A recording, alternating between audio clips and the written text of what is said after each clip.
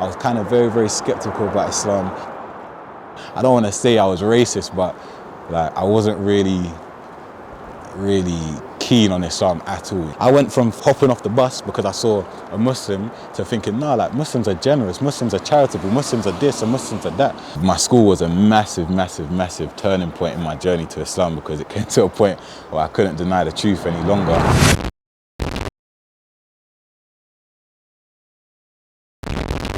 So right now I'm outside of my secondary school, formerly known as Elliott School for the OGs, but now it's known as Art Putney Academy.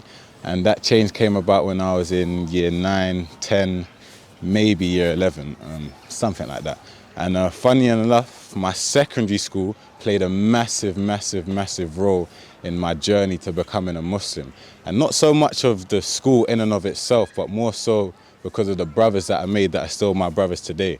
And none more so than my brother Ahmed. And I don't even know if he wants me to mention his name on this little documentary that I'm filming today, but he's such an important, integral part of my journey that I would feel embarrassed if I didn't mention him, and may Allah reward him. So what were you like in school? so in school, to be fair, academically I did well. Like I was pretty good at school academically, but I don't want to say I was bad. I wasn't bad, but I was a little bit cheeky. Just a regular kid, had a lot of friends, enjoyed school, made a lot of friends and just had fun sort of thing.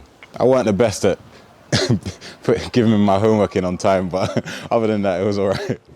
So when did you start thinking about religion and why?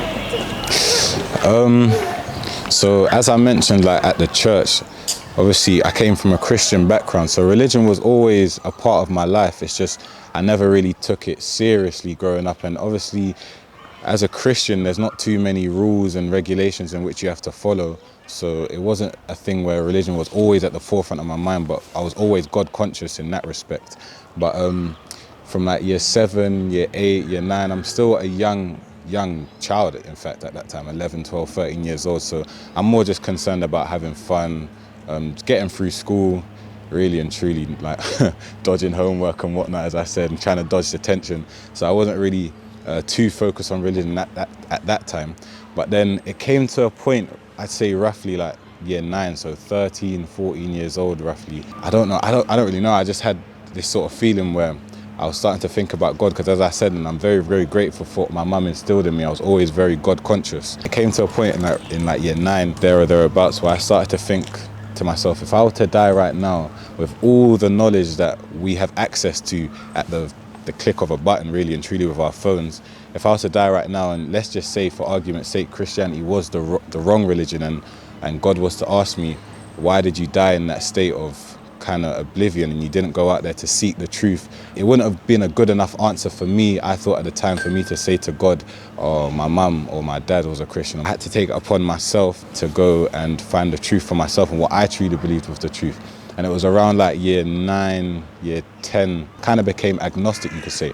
Always a believer in God, but there was something in me that believed that I needed to find the truth for myself. I kind of detached myself from mainstream religion. I didn't really, if you had asked me at the time, I would have said, yeah, I'm a Christian, just for convenience. And I said to myself, I'm going to research every single religion under the sun to find what I believe to be the truth. And for me, it was like a process of elimination for me. I was whittling through quite a lot of religions because a few of them just off the bat didn't really make sense for me personally. So I've whittled through quite a lot of them quite quickly. And then it came to a point where I decided to myself that it was either going to be Christianity or Islam. Early on, I say like from like year 7 to year 9, me and Ahmed weren't really close at all. Like I knew him, obviously we were in the same year group, had some of the same classes, but like he was doing his thing, I was doing my thing. We'd say cool, never had any animosity, say cool, might share a 1-2 joke here and there, but like that was never like my go-to friend. But late year 8 and then year 9 especially, when we started to have more classes together, that's when me and him started to get a little bit closer, talk a little bit more. And at the beginning, it really just started off like organic friendships like most do. Like he was just super, super, super funny. Like he always had all the classes cracking up, like he was bare jokes. It was kind of just an organic relationship. But at the beginning it was like kind of like a nothing relationship. Like we just knew each other, and like our circles didn't really mix that much. But yeah, just an organic relationship like normal. He was just super funny, and yeah, that's how we kind of got close. Around year 9, it might have even been year 10, we was in the same history class. Any of my friends that are watching this, they always say that they blame me and Ahmed for them failing, even though I did pretty well in my history class, because it was funny that year. So that year, obviously, around that sort of time, I was getting very, very close, as I mentioned before, with Harris and his family, Uncle Rahim, his grandparents, his cousin was there, who was also a massive part of my journey. I was getting very, very close with them. So I was starting to be a little bit more familiar with Islam. It was starting to be a little bit more normal for me. And as I said, I was kind of at this phase, this place where I was starting to trying to find my own feet in religion and find God for myself. So yeah, me and Ahmed were in the same history class, and coincidentally our teacher like paired us on the same table and we sat together. Little by little, you know, like little things will come out, especially as people, especially like I feel like with people that are interested in religion, especially interested in Islam, they're kind of like scared to put their foot out and ask questions. But I was never really scared like that. It's just, and when I knew that I had someone that was of knowledge or someone that could answer my questions, I wasn't too afraid of asking. From the minute I started to show a little bit of interest in Islam, and he went above and beyond. So I remember in that history class, it started off really elementary, really elementary. I don't want to say dumb, because no one's dumb for asking like what seems to be silly questions, but I used to ask like really silly questions. Like I can't even think of them off the top of my head, but I used to ask him all these sort of pressing questions and even more difficult questions, which now in hindsight I think like to be asking a 13, 14, 15-year-old, they're quite heavy questions, but mashallah, to his credit, he always said to me if he didn't have the answers for himself, he'd go back to his sheikhs, he'd go back to his dad, he'd go back to his mum, who were more knowledgeable than him, to get me the answers. It was an organic relationship that started off in the beginning, and in history we were paired together, and I started to ask him questions. Like we started to speak more outside of class, and we started to really bond, and he went above and beyond, because he saw this like thirst for knowledge that I had and this interest I had in Islam. So he went above and beyond to help me in my journey.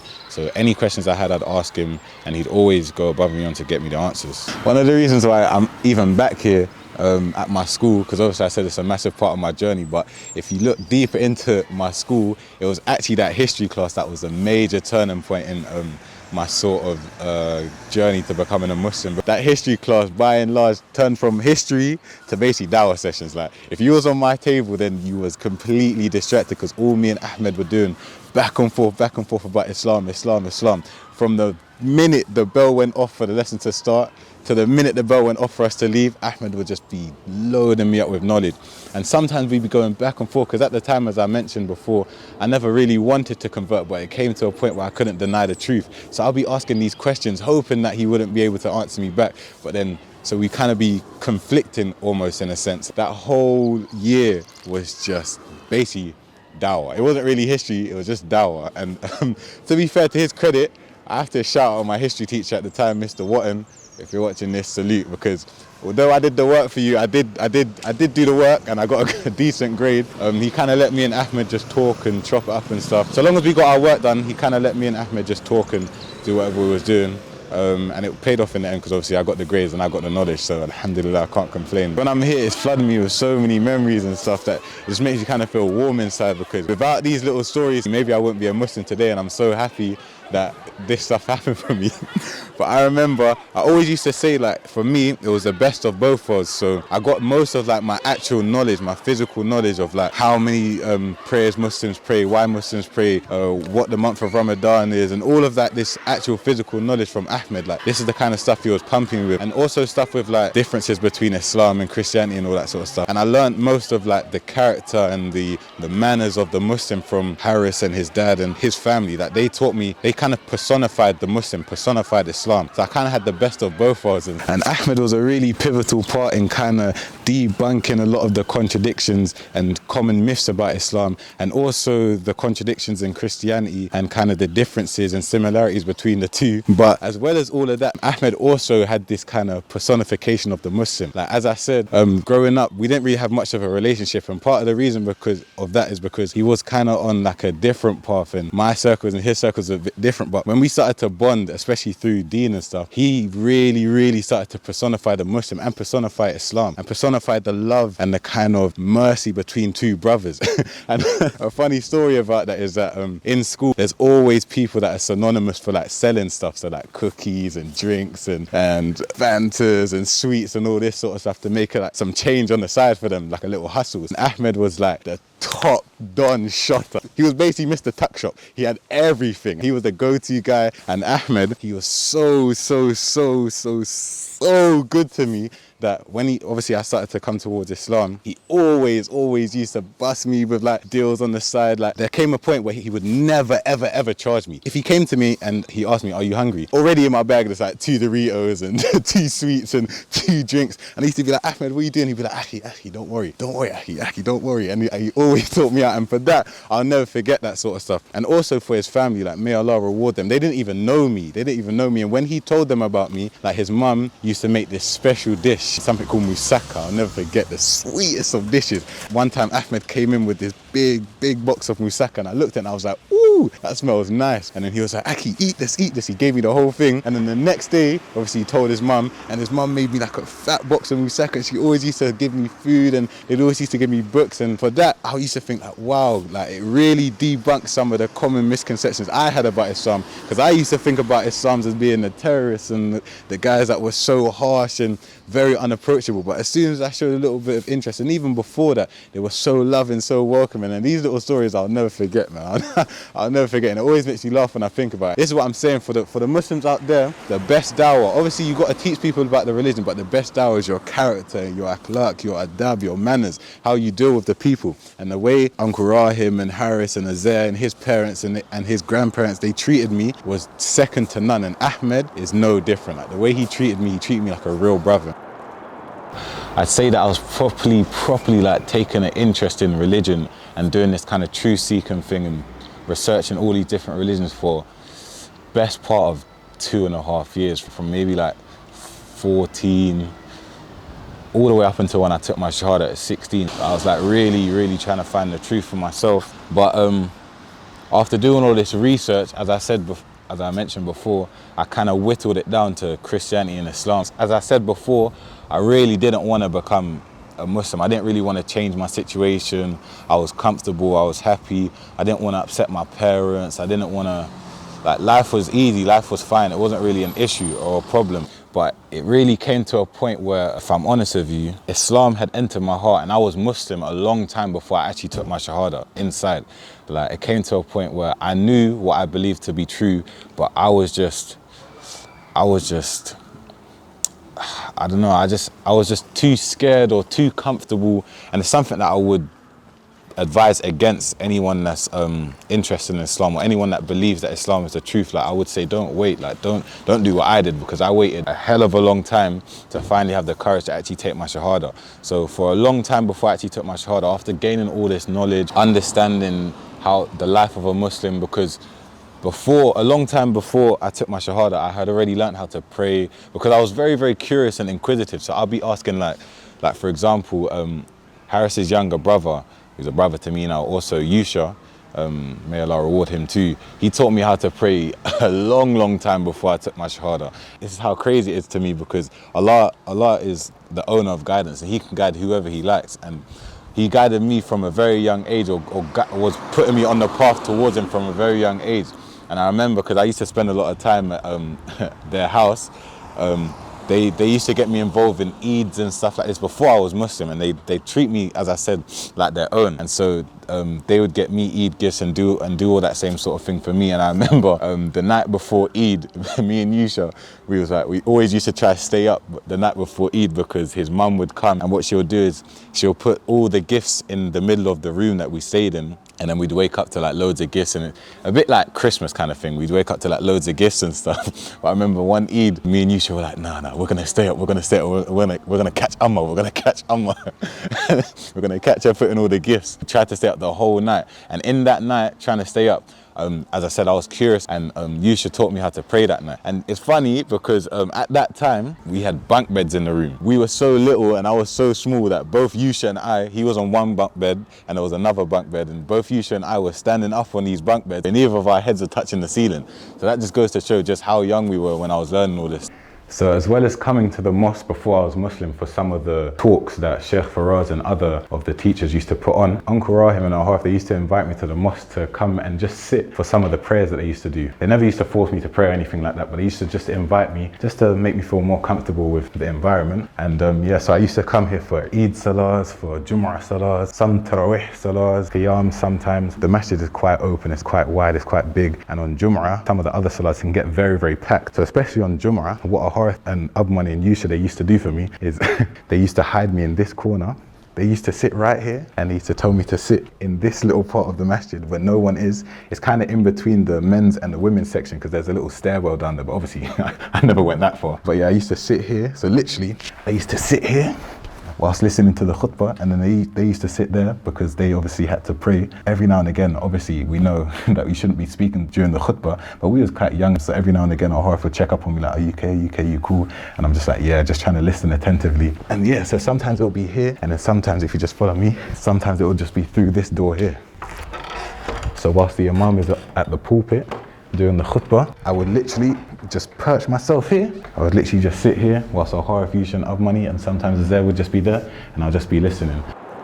So Islam had entered my heart a long time before I took my Shahada, and I had learnt a hell of a lot, way more than most reverts need to know, or most reverts feel like they need to know. I already knew how to pray, I already knew about Eid and about all the rituals and stuff that Muslims do, and the transition to me becoming a Muslim and living as a Muslim was very easy for me because I already acquired all of that knowledge.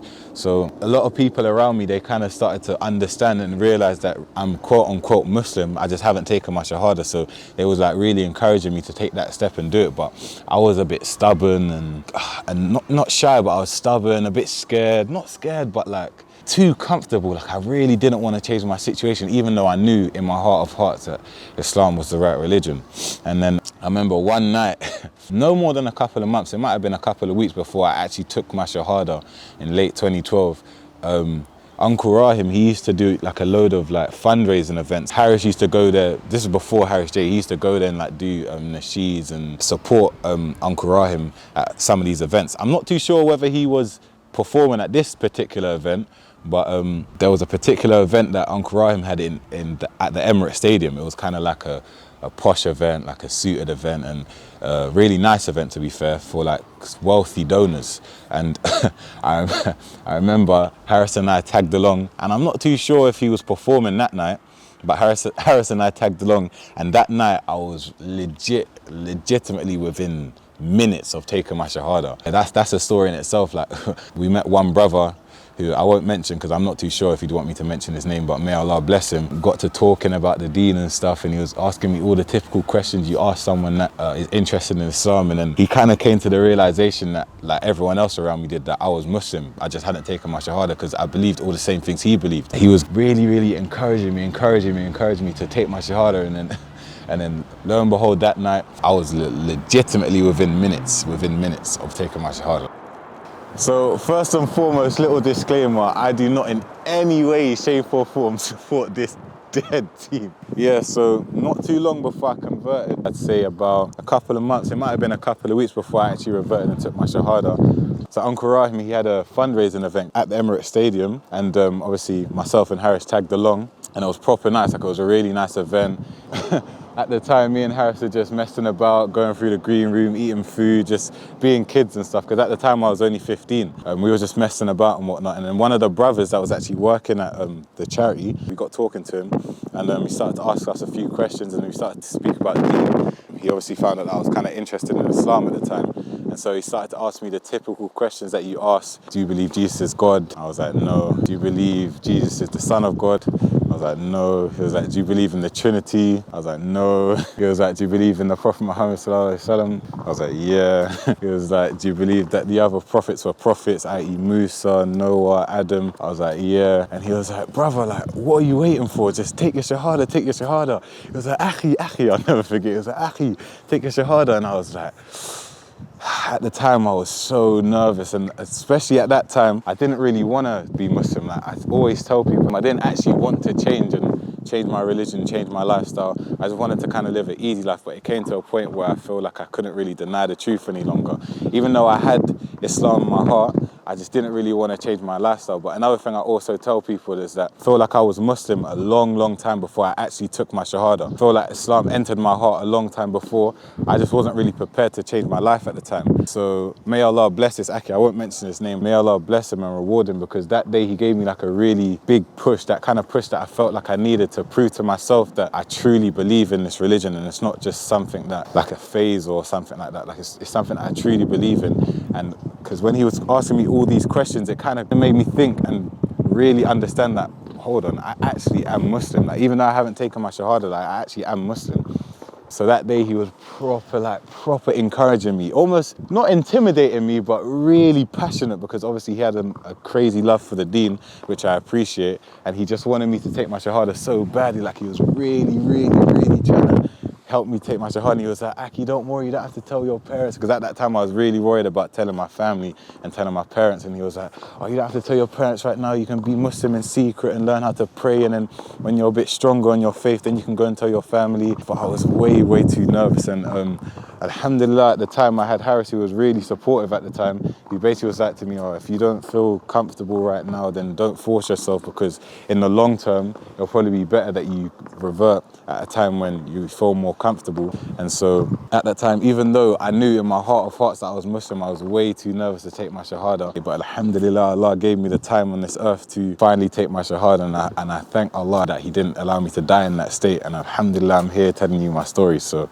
yeah, I can't lie, it was actually mad. When I actually think about it, I remember when I was leaving the stadium and stuff, yeah, on the way back home, I was kind of somber. I was quite sad, because I was thinking to myself, why didn't I just do it? Why didn't I just say my Shahada? And I was thinking like, oh, please, if I die, like, what the hell am I going to do? What am I going to say to Allah? I remember that day, but still, it took me another couple of months at least to take my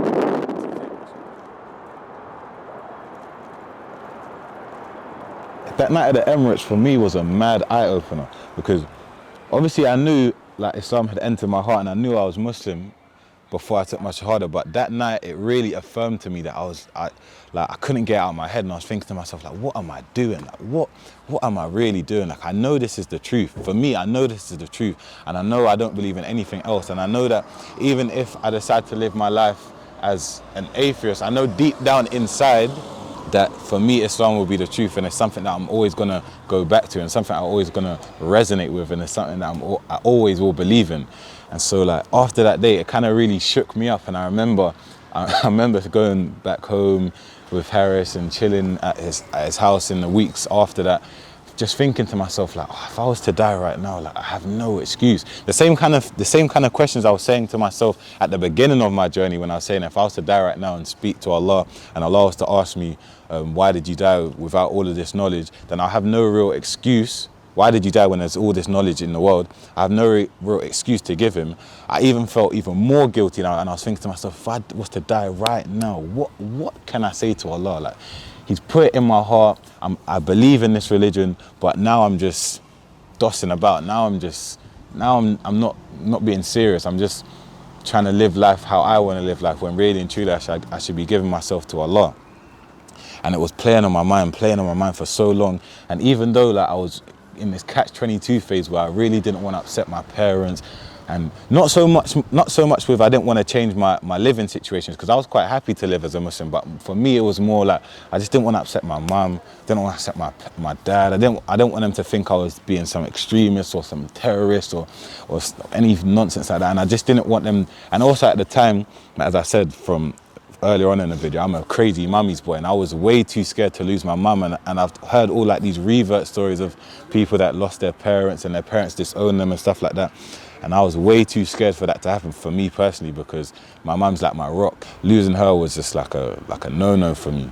But it came to a point where like I was conflicting myself. I was conflicting myself with God and my parents, like God and my parents. And then at the end of the day, what it comes down to on the day of judgment, it's gonna be me alone. No mom, no dad, no wife, no kids, no brothers, no sisters, no friends. It's just gonna be me and Allah. And it came to a point where I have no excuse standing in front of Allah. I have no excuse, and there's no way for me to earn his mercy, no way for him to pardon me when he's literally given me everything, and I've kind of turned my back against him. So in my head, I was like, no, I cannot deny this any longer. I can't keep going on like this, because I'm too scared to die in this state.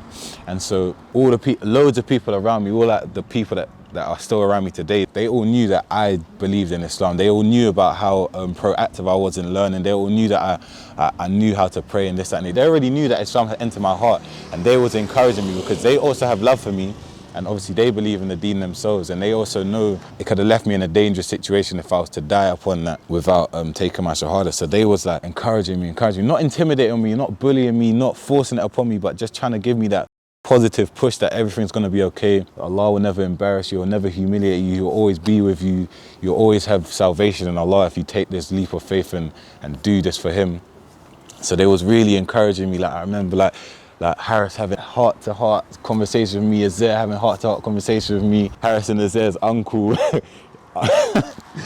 bullying me, not joking, but he was like really like pushing me towards the deen, like, because he's the type of person that's got no filter, so he would just tell me how it is, and he'd be like, always, anytime he'd see me, he'd be like, Aaron, take Shahada, do it. Everyone was just giving me this like positive reinforcement that everything's gonna be okay, and it came to a point where I was like, yeah, do you know what, I'm just gonna do it. And also another reason why it probably took me so long is because I had this stubborn kind of personality where like no one could tell me nothing. Like before I met Islam, I was kind of stubborn, so I didn't want to also feel pressured. Like I wanted to do it for myself, and I didn't want people to think I was just doing it because like they was telling me to do something. I couldn't be told nothing. I had that kind of mentality. Alhamdulillah, I've matured and grown out of that. But yeah, that's kind of how I was then. But it came to a point where I was like, yeah, I have to do this for myself. I remember going into school, going to Ahmed. I told him, yeah, man, do you know what?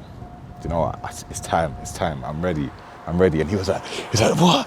No way, act, no way, act. Like, I'll never forget that. He was like, act, no way, you're ready. He was like, come, we can do it now, you can do it now. I was like, no, like, not now, but like, I want to do it properly. I want to go to the mosque. He was like, act, you might die, man. There might not be time, And I was like, no, I know Allah's got me. In hindsight, I know I should have just done it then and there, but I was like, nah, Allah's got me, like, don't worry, Allah's got me. I'm gonna do it properly in the mosque with everyone. I want everyone to be there. It's a special moment and stuff. So he was like, you sure? I was like, yeah, man, like, it's time. I told Harris and I told Azir. So I told my friends first, like my core friendship group, like my brothers, the ones that are closest to me, and they were super gassed, same sort of reaction, like, no way, you're gonna do it. And I was like, yeah, man, like, it's time. Like, I can't die in this state. And they was like, yeah, man, it's about time. Like, alhamdulillah, like, let's get this done. And then again I was like, no, like not right now, like not right now, but like I want to do it properly in the mosque, and I want to do it with everyone around me. And I remember I went and told Uncle Rahim, and anyone that knows Uncle Rahim, you know he gets proper emotional. And I remember I was telling him, and he started tearing up, and we embraced each other, hugged each other, and like these sort of moments, like I'll never forget. I always wanted him to do like there's no like real ceremony, but do my Shahada. I wanted him to do my Shahada for me. So we planned, I planned to do it that coming Friday, Jummah, at the mosque. And I remember, as I told all my friends, because we was breaking up for Christmas holidays, I think, at that time. And I told all my friends to come to Gatton Mosque, where I had been previously to a bunch of classes. I felt comfortable in that mosque. I'd prayed there, sat there, I'd done classes there, so I felt comfortable there. On the Friday before Jummah, we all met up at Harris's house. A bunch of my friends from school, like 10 men deep. We all went to Harris's house, and then we all commuted, came to Jummah, prayed Jummah, and then after that, a fun fact, that day, the 21st of December 2012, was actually the day the world was meant to end. And I remember I was holding banter from the man, them like, oh, you only converted because you thought the world was going to end, and some nonsense. I was like, bro, I don't even believe in all that rubbish, man. I remember that was kind of funny. So yeah, we all came to Jummah together, prayed Jummah, listened to the khutbah, and then I remember sitting there and I'm just all nervous. Back them times I had short hair, me and my little peanut head. I was just sitting there front row towards the side. But I was excited, but I was nervous. For some reason, I think it was because it was the first like Jummah of the Christmas holiday. The mosque was packed. The mosque was full, like kids and adults. It was full, like all the way. Like traditionally, Jummahs at Gatton, like there's people praying on the pavement. That's that many people. It was mad. I was so nervous and like I was like shaking and whatnot. But I was trying to hold it down. I was trying to stay cool because I was trying to be that little cool kid. But inside I was bricking it. I was mad scared. So I remember after the khutbah was finished and we finished praying, I remember Uncle Rahim, he got up. He went to the front. He went on the mic. And he addressed the congregation, he addressed everyone, and he was like, oh, he did a little speech and that, started tearing up. It was mad emotional and that, and he was like telling them that, yeah, I'm taking my Shahada today, telling them that it's like a son to me is taking his Shahada today. And just little words like that is like still, it really, I can't explain how that warm that makes me feel inside. It's crazy, but yeah, he was like, yeah, someone that's like a son to me wants to take a Shahada today, start his journey as a Muslim. Brothers, feel free to stay and welcome this brother into the deen and blah, blah, blah. And then he called me up to the front, and I remember I stood up and I walked sheepishly to the front. I was trying to obviously I'm a young boy, I just turned 16 10 days before that, so I'm trying to give it the big and trying to act like a bad man, but in hindsight I'm looking back at the videos. I walked up there all sheepishly and I went up to the front. I'm standing next to Uncle Rahim, he's emotional, crying, and I'm just there trying to hold it together and that. And then I'm looking at the congregation, and it's like loads of people, and they're all just like the whole Jummah, all the people at Jummah, they all stayed, like the whole mosque was full, and like everyone's there, the Imam was there. And so I'm there, and then Uncle Rahim, he starts going and giving me a little talk, my own mini khutbah into entering Islam, about how it's going to change how it should change my life, how Allah has saved me, and how I'm blessed, and Alhamdulillah, I'm going to be like a newborn baby with no sins and make the most of it. And this is your journey of Islam. This is your journey to Allah, and this is just the beginning. I remember just standing there, like my shoulders, like with my neck in my shoulders, and he's telling me to repeat after him. And yeah, man, it's a moment that I'll hold in my heart forever. I had all like my boys, my brothers next to me, my friends from like school, all the brothers that are still my brothers today. And like, yeah, I'll never forget it, man. It was a special day, and one that I hold very, very dear to my heart. So the day that I finally took my Shahada was on Friday, the 21st of December, 2012. Something that was brewing for a while. It's something that I really wanted to do for a while, but I just never had the courage. And I remember that previous week, I had told all my friends at school that, yeah, I'm definitely going to convert on Friday. I'm definitely going to take my Shahada. So make sure you come to Gatton Mosque. So I remember that day, it was a Jumu'ah, and we came nice and early. So I told all my friends to meet me at our Horace house, and they met us there, and Uncle Rahim drove myself and the brothers and a few of my friends to the mosque. We came nice and early, so alhamdulillah, we got the first 2 rows. So I came in. By this time, I already knew how to pray because alhamdulillah, Yusha, our Horace younger brother, had already taught me how to pray, so I already knew how to pray. So we came in nice and early. I got the first two rows because we were so early. I came in, I prayed 2, and after I prayed 2, I sat down. I literally sat down here. And then a few of my friends were around me, and then Uncle Rahim, he sat just where the Imam's, just next to the pulpit, and then he got up, he did the adhan. After that, the Imam, he delivered the khutbah, we prayed Salatul Jum'ah, and then after that, Uncle Rahim, he got up and he spoke to the congregation, and he said to the congregation that I have a young brother of mine, a young son of mine, someone that's very dear to me, that wants to take his Shahada today. He told me to get up, he invited me to the front. I got up sheepishly, walking in front of all these people. I'm so nervous. I remember I was standing here sheepishly, my shoulders like this, and he's standing here. He's introducing me to the congregation. He's telling them a little bit about myself. This young man, Aaron, has been known to me for several years. And our relationship and how we met and how we got close and what this means to him and what this means to me. If anyone knows Uncle Rahim, they know that he's a very emotional character, so he started welling up. It was a very emotional experience, a very emotional time. And so he started to explain what it means to take your Shahada, what it means to enter Islam, what it means to be a Muslim.